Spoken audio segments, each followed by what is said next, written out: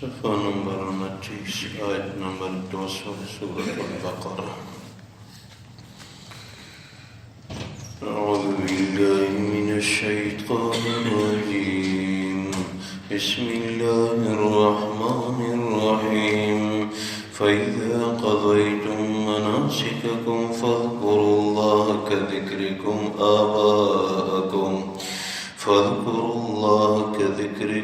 آباءكم أو أشد ذكرا إلى آخره۔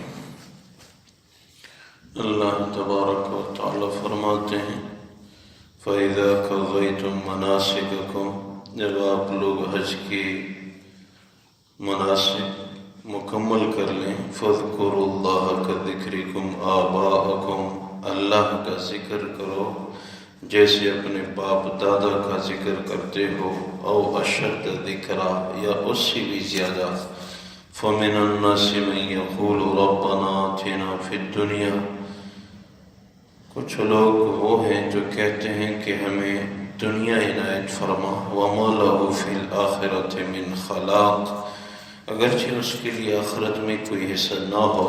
وَمِنْهُم مَن يَقُولُ رَبَّنَا آتِنَا فِي الدُّنْيَا حَسَنَةً، کچھ لوگ ایسے ہیں جو کہ یہ دعا مانگتے ہیں، اے ہمارے رب ہمیں دنیا میں اچھائی عنایت فرما، وفی الآخرۃ حسنہ، آخرت میں بھی اچھائی نصیب فرما، وقنا عذاب النار، اور ہمیں دوزخ کے آگ سے بچا۔ اولئک لہم نصیب مما کسبوا، یہ وہی لوگ ہیں جو اپنے اعمال کا کافی حصہ حاصل کرنے والے ہیں۔ واللہ سریع الحساب، اللہ تبارک و تعالی جلد ہی حساب لینے والے ہیں۔ واذکروا اللہ فی ایام معدودات، حج کے ان مخصوص چند ایام میں اللہ کا کثرت سے ذکر کرتے رہنا۔ فمن تعجل فی یومین فلا اثم علیہ، جس کسی نے 2 دن رمی کر کے جلدی کی اس پہ کوئی گناہ نہیں۔ ومن تأخر فلا اثم علیہ لمن اتقى، اور جس نے تاخیر کی 3 دن بھی رمی کی تو اس پہ بھی کوئی گناہ نہیں، یہ تقوی والوں کے لیے ہے۔ واتقوا اللہ واعلموا انکم الیہ تحشرون، اللہ سے ڈرتے رہنا اور جان لو کہ آپ لوگوں نے اللہ کے ہاں جمع ہونا ہے۔ اللہ تبارک و تعالی ان آیات مبارکہ میں حج اور دوران حج دعائیں اس کا ذکر فرما رہے ہیں۔ جب حج کے مناسک مکمل ہوں تو اللہ کا ذکر کرتے رہنا، جیسے حج کے ایام میں ذکر کرتے تھے، مسنون دعاؤں کا، تلبیہ کا ذکر، اور بھی استغفار، درود شریف، دعائیہ کلمات، یہ سارے ذکر میں داخل ہیں۔ تو حج کے مکمل کرنے کے بعد بھی اللہ کا ذکر کرتے رہا کرو، جیسے لوگ اپنے باپ دادا کا ذکر کرتے ہیں، اس سے بھی زیادہ اللہ کا ذکر ہو۔ عموماً جب بامروت آدمی ہو تو وہ اپنے باپ دادا کے احسانات کا تذکرہ کرتا رہتا ہے، اپنے والدین کی حیثیت، ان کا انداز، ان کی شفقت، ان کے تعلق والے، اپنے دادا، ان کے دوستوں، ان کے دین، ان کے دینی عادات کا تذکرہ کرنا، یہ ایک مسلمان کی عادت ہے۔ اس سے بھی بڑھ کے اللہ کا تذکرہ ہو، کیونکہ اللہ کے احسانات تو اپنے والدین، باپ دادا سے بھی بڑھ کر ہیں، اور ساتھ دعائیں ہوں، لیکن دعا کی 2 قسمیں ارشاد فرمائی۔ کچھ لوگ یہ دعا مانگتے ہیں ہمیں دنیا مل جائے، آخرت میں حصہ نہ بھی ہو، خیر ہے، یعنی آخرت کی دعائیں نہیں مانگتا، صرف دنیا کی دعائیں مانگتے ہیں۔ کچھ لوگ ایسے ہیں ان کو دنیا تو مل جائے گی لیکن آخرت میں ان کا حصہ نہیں ہوگا۔ اور کچھ لوگ ایسے ہیں کہ وہ کہتے ہیں کہ یا اللہ دنیا میں بھی اچھائی اور آخرت میں بھی اچھائی. اور یہ جو دعا ہے حضور اقدس صلی اللہ علیہ وسلم کثرت سے یہ دعا مانگا کرتے تھے.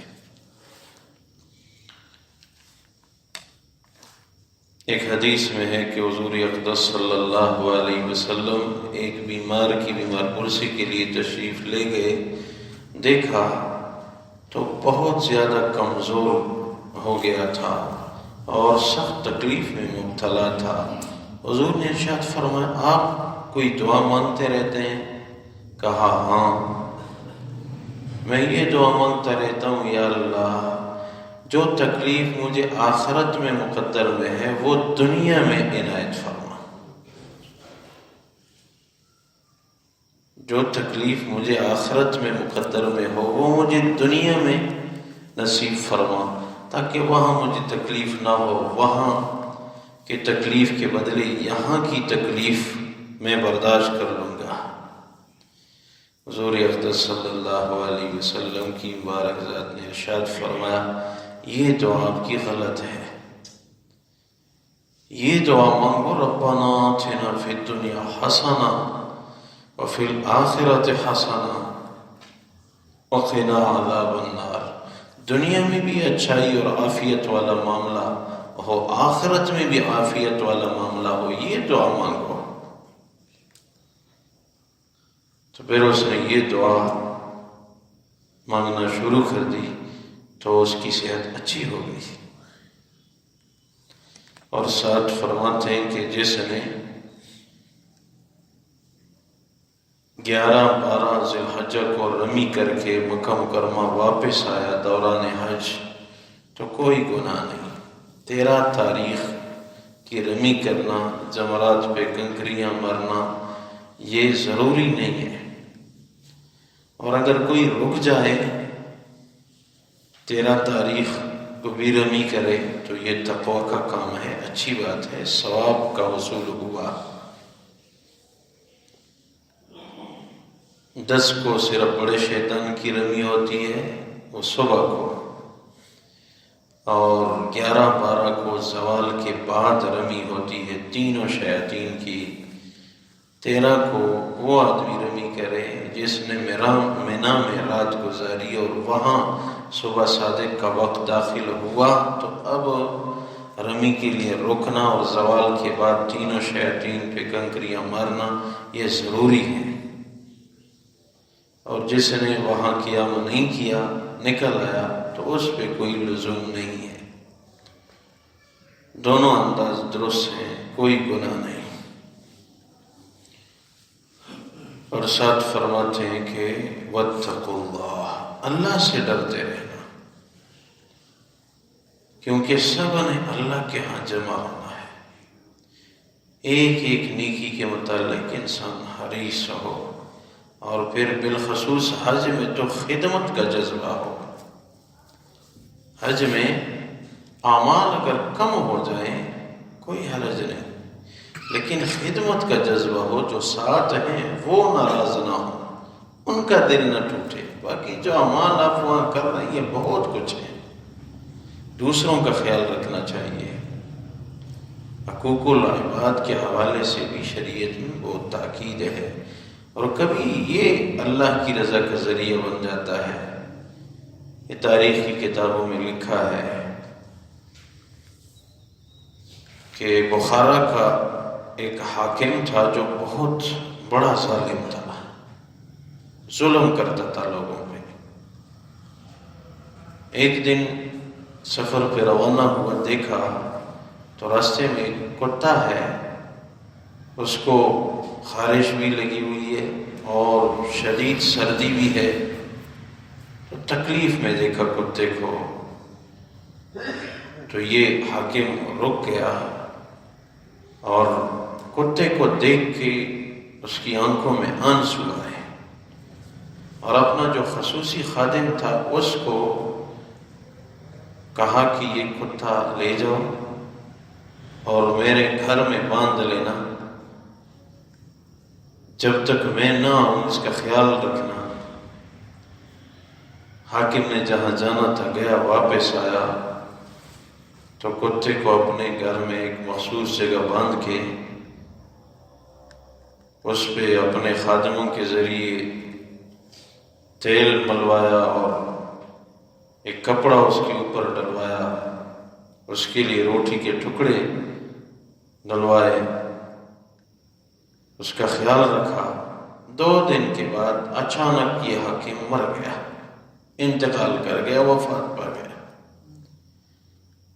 روایت میں کہ ایک بزرگ جو اس زمانے کا تھا، اس نے خواب میں دیکھا تو یہ ظالم حکمران خوش باش ایک محل میں،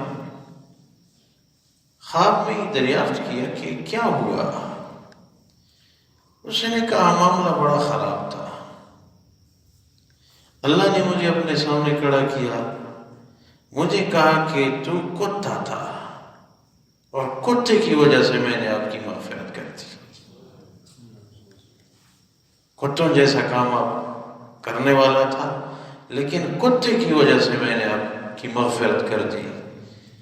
اور مزید یہ بھی کہا کہ میرے ذمہ بہت سارے حقوق تھے، ظالمانہ انداز کی وجہ سے اللہ نے ان تمام حقوق کی ادائیگی کا ذمہ خود لے لیا۔ تو خدمت خلق ایک مخصوص انداز ہے، یہ بھی ایک شریعت میں بہت بڑا کام ہے۔ مخلوق کی خدمت کرنا، اللہ کے علاوہ ہر چیز مخلوق ہے، اللہ کے علاوہ ہر چیز مخلوق ہے، اس کا خیال رکھنا، اس پہ اللہ کی رضا ملتی ہے۔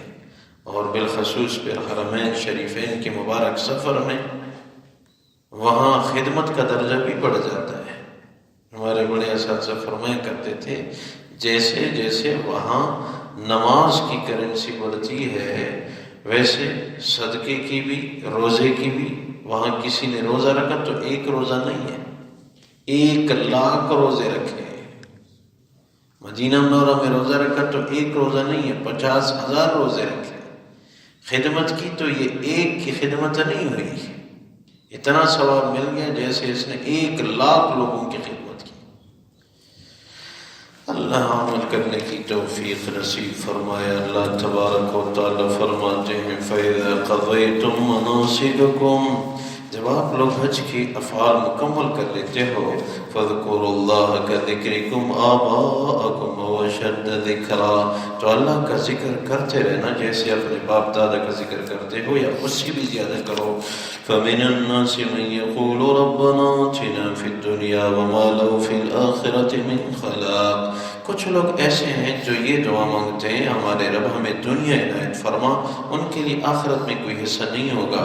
وَمِنْهُم مَّن يَقُولُ رَبَّنَا آتِنَا فِي الدُّنْيَا حَسَنَةً، کچھ لوگ ایسے ہیں جو کہتے ہیں کہ ہمارے رب ہمیں دنیا میں اچھائی، وَفِي الْآخِرَةِ حَسَنَةً وَقِنَا عَذَابَ النَّارِ، آخرت میں بھی ہمیں اچھائی نصیب فرما اور ہمیں دوزخ کی آگ سے محفوظ فرما۔ اولئک لهم نصیب مما کسبوا واللہ سریع الحساب، یہ وہ لوگ ہیں جنہوں نے اپنے اعمال کا وافر حصہ پا لیا، اللہ تبارک و تعالی جلدی حساب لینے والے ہیں۔ وَاذْكُرُوا اللَّهَ فِي أَيَّامٍ مَّعْدُودَاتٍ، اللہ کا ذکر کرتے رہنا ان مخصوص ایام میں۔ فَمَن تَعَجَّلَ فِي يَوْمَيْنِ فَلَا إِثْمَ عَلَيْهِ، جس نے 2 دن رمی کر کے جلدی کی اس پہ کوئی گناہ نہیں۔ وَمَن تَأَخَّرَ فَلَا إِثْمَ عَلَيْهِ لِمَنِ اتَّقَىٰ، جس نے 1 دن تاخیر کر کے 13 ذی الحجہ کی بھی رمی کی تو بھی کوئی گناہ نہیں، لیکن یہ تقوی والوں کا کام ہے۔ وَاتَّقُوا اللَّهَ وَاعْلَمُوا أَنَّكُمْ إِلَيْهِ تُحْشَرُونَ، اللہ سے ڈرتے رہنا، جان لو کہ تم سب نے اللہ کے ہاں جمع ہونا ہے۔ اے اللہ اپنی بارگاہ میں قبول فرما، خلوص الہیت نصیب فرما۔ حرمین شریفین کے راستے اللہ امت مسلمہ کے لیے کھول دے۔ اے اللہ ہماری خطاؤں کو درگزر فرما۔ اے اللہ حرمین شریفین کی مقبول حاضری حج عمرے کی شکل میں بار بار ہمیں نصیب فرما۔ امان صالحہ والی زندگی نصیب فرما، موت کی تیاری کی توفیق عنایت فرما، وبائی امراض کو یا اللہ عالم اسلام سے دور فرما، یا اللہ آخری خاتمہ بالخیر ہم سب کو نصیب فرما۔ وما توفیقی الا باللہ علیہ توکلت و الیہ انیب برحمتک و کرمک۔